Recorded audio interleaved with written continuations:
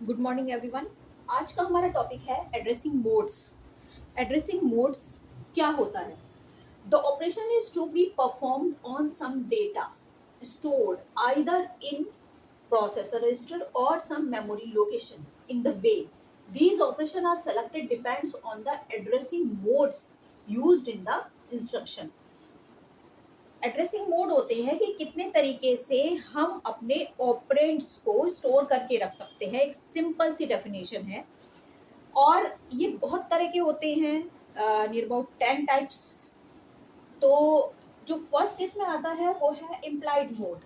Implied mode when data resides in the definition of an instruction. जब instruction में ही data होता है, मतलब इंस्ट्रक्शन ये बता रही होती है कि डेटा कहाँ है। जैसे इसका एग्जांपल हो गया CMA, कॉम्प्लीमेंट ऑक्यूमुलेटर, यानी कि जो ऑक्यूमुलेटर रजिस्टर है उसमें ही आपका क्या है, ऑपरेंड है। ठीक है ना। तो नॉर्मली ये तो आपको पता ही है कि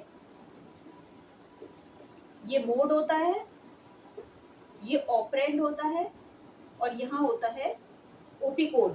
सॉरी, यहाँ ओपी कोड होता है और यहाँ ऑपरेंड होता है। तो ऑपरेंड को यानी कि डेटा को हम कितने तरीके से कहाँ कहाँ रख सकते हैं वो एड्रेसिंग मोड में बताया जाता है। अब जो फर्स्ट में इम्प्लाइड मोड है उसमें तो यही पता लग रहा है कि जैसे ही इंस्ट्रक्शन दी जा रही है, इंस्ट्रक्शन में ही हमें पता लग रहा है कि हमने डेटा कहाँ रखा हुआ है। जो इमीडिएट मोड होता है, इमीडिएट मोड में operand field contains the actual operands to be used in the operation. इसमें जो ऑपरेंड फील्ड होता है, यानी कि जो पूरी लाइन होती है आपकी, ये बता देती है कि आपका जो ऑपरेंड है यानी कि जो डेटा है वो कहाँ पर स्टोर है। जैसे इसमें लिखा हुआ है मूव AL 35H, तो ये लोकेशन बता रहा है कि 35 हेक्साडेसिमल की जो पोजीशन है मेमोरी में, वहां पर आपका ऑपरेंड स्टोर है।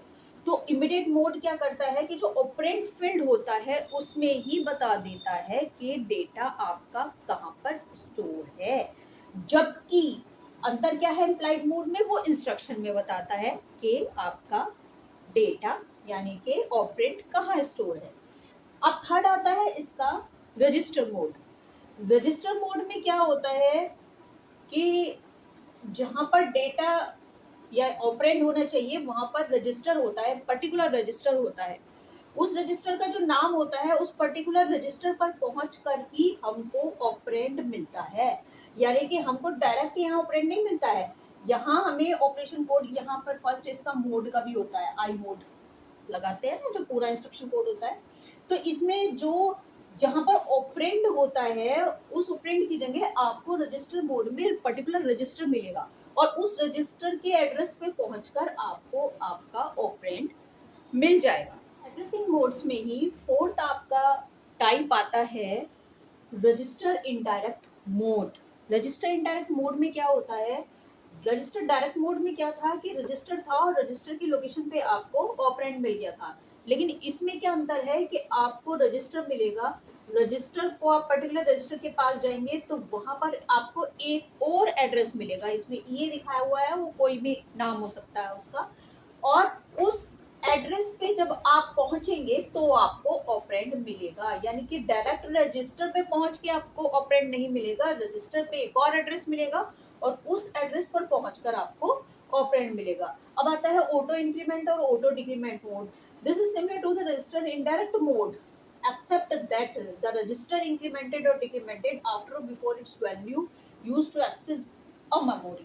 ये बिल्कुल इंडायरेक्ट मोड की तरह ही होता है, लेकिन इसमें इंक्रीमेंट में क्या होता है, वैल्यू एक ऐड हो जाती है और डिक्रीमेंट में क्या हो जाती है, कम हो जाती है।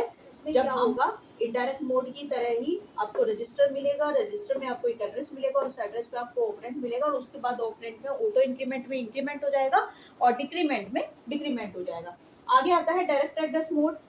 This is mode effective address is equal to the address part of the instruction. इसमें इफेक्टिव एड्रेस क्या होता है, इन सभी में ही आगे इफेक्टिव एड्रेस आपको बताए जाएंगे कि किन दो चीजों से या पर्टिकुलर एक चीज से मिलके आपको इफेक्टिव एड्रेस मिल रहा है। इफेक्टिव एड्रेस किसका, ऑपरेंड का।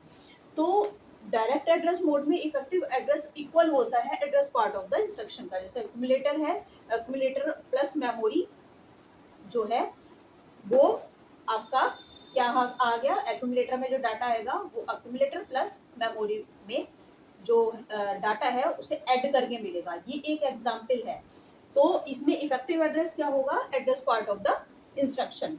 नेक्स्ट आता है इनडायरेक्ट एड्रेस मोड। इसमें इफेक्टिव एड्रेस क्या, ऑपरेंड का एड्रेस, वो क्या कहाँ से मिलेगा, एक तो address part of the instruction plus content of CPU register. Next आता है आपका रिलेटिव एड्रेस मोड। इसमें इफेक्टिव एड्रेस कैसे मिलेगा, address part of the instruction plus content of program counter. अंतर क्या हो गया, इसमें कंटेंट ऑफ सीपीयू रजिस्टर था इनडायरेक्ट एड्रेस मोड में, जबकि रिलेटिव एड्रेस मोड में प्रोग्राम काउंटर है, उसके ऐड होने पर address part of the instruction की आपको इफेक्टिव एड्रेस मिलता है। एड्रेसिंग मोड में ही आगे आता है इंडेक्स एड्रेसिंग मोड।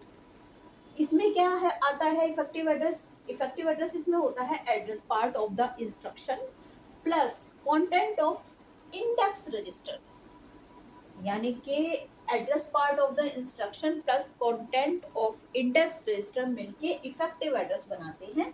जबकि बेस रजिस्टर में क्या इफेक्टिव एड्रेस हो जाता है, address part of the instruction plus content of base register, यानी कि जो एडिशन होता है साथ में उसमें थोड़ा चेंज है। बाकी इफेक्टिव एड्रेस में address part of the instruction तो आपको लेनी ही पड़ेगी, होती है।